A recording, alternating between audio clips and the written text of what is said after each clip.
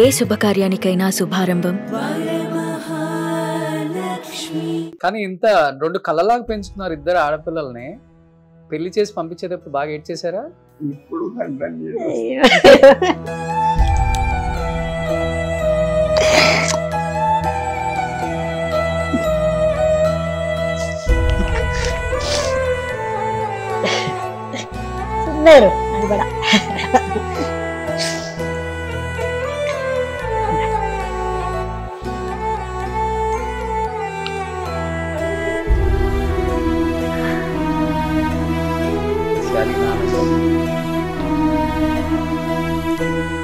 అందుకే ఇప్పుడు నాకు ఆ బ్లడ్ గ్రూప్ లో వచ్చిండేది.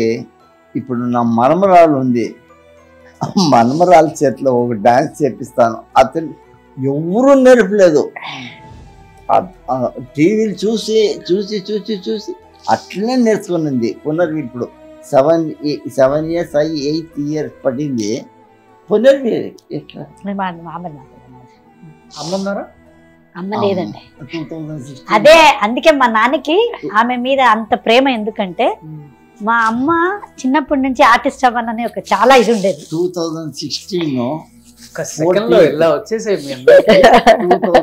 మనుషులే దూరంగా ఉంటున్నారు అసలు. 2016 14th Ratha Saptami, Valentine's day. ఆనాడు కార్డియాక్ అరెస్ట్ లో మా అమ్మ పోయారు, చనిపోయింది.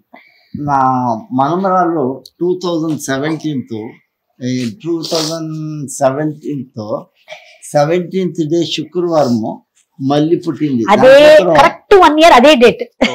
17th పుట్టింది. ఇది 14th మా బాగా వెళ్ళింది. 17th పుట్టింది. దానికోసం దాని పేరు వచ్చి పునర్వి, పునర్జన్మం, పునర్వి పునర్వి అని పెట్టాం. తను తెలియకుండానే మంచి మంచి డాన్స్లు ఆడుతుంది. ఎంత బాగా, అది షాకింగ్ గా ఉంది మాకు చూస్తూ ఉంటే. ఇవన్నీ ఉందండి, అది ఎవరు నమ్ముతారో లేదో గానీ రీబర్త్ అవన్నీ ఉంది. అండ్ మా అమ్మ వచ్చి మా అన్నయ్య మీదే ప్రాణం పోయింది. ఇలా పడుకొని అవన్నీ చూసుకునే పోయింది. కరెక్ట్ మా అన్నయ్యకే పుట్టింది. ఓకే. కానీ మీ ఇంటర్వ్యూ చూసిన తర్వాత ఆడపిల్లలు అష్టదేవతలు ఇంట్లో ఉంటే చాలు, అలా తిరుగుతుంటే లక్ష్మీదేవి కలకలలాడుతూ ఉంటుంది. 100%. చాలా మంది పేరెంట్స్ మారుతారు అసలుకి. ఈ అమ్మాయి కానీ బెంగళూరులో ఉంటే ఒక్క రోజును తప్పదు. సరిగ్గా ఈ అమ్మాయి ఈవినింగ్ 7:30కి వీడియో కాల్ చేయాలి. ఈ అమ్మాయి షూటింగ్ లో ఉంటే ఒక్కొక్క రోజు అట్లీస్ట్ ఫోన్ చేస్తా ఉండే. వీక్లీ ట్వైస్ ఆర్ థ్రైస్ చేస్తా ఉండే. ఇద్దరు ఎప్పుడు నా దగ్గరనే ఉండారు అని. ఇట్లా నాన్న ఏం చేస్తున్నావు. కానీ మీరు పెంచిన తీరు ఒకటైతే అంకుల్, పెంచి అంత అయిపోయి పెళ్లి చేసిన తర్వాత కూడా ఇన్ని ఇయర్స్ అయినా కానీ నాన్న పెంపకాన్ని ఎక్కడ కొంచెం కూడా మిస్ చేయకుండా అలానే వాళ్ళు పెరుగుతున్న తీరు చూసారా? ఇంకా అది గ్రేట్ అంకుల్ అసలు. అది ఒక పేరెంట్ గా ఆ రోజు ఎలా ఉన్నారో ఈ రోజు ఆశిస్తూ. ఇప్పుడు కూడా నాకు లేట్ అవుతే షూటింగ్ కి ఏం చేస్తున్నావు, ఎక్కడున్నావు, ఈ రోజు లేట్ నైట్ నా 12:30 1 అయిపోయింది నైట్ అంటే మేనేజర్కి ఫోన్ ఇవ్వ, నేను మాట్లాడతా, నీకు తెలీదా ఇంత లేట్ అయినా ఇంకా షూటింగ్ చేస్తున్నావు, నేను అడిగేవారు ఎవరు లేరా, మా ఆయనే అడిగారు.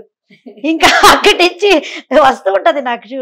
ఇంకా ఇంటికి ఎంత లేదా చూడు, చాలా డిగ్నిఫైడ్ గా ఉండాలి, చాలా హే అని అందరితో మాట్లాడుకొని ఉండకూడదు. అలాగే ఇంకా అలాగే జనరేషన్ మారిపోయింది. ఆ కాలం లాగా లేదు ఇప్పుడు. అడ్వాంటేజ్ తీసుకునే వాళ్ళు ఎక్కువ ఉన్నారు అంటే అంటుంటారు. సో అదే అనేది పేరెంట్స్ ప్రొటెక్షన్ అనేది. అది పేరెంట్స్ తప్ప ఎవ్వరు పిల్లల్ని అలా ప్రొటెక్ట్ చేయలేరు, ఓన్లీ పేరెంట్స్.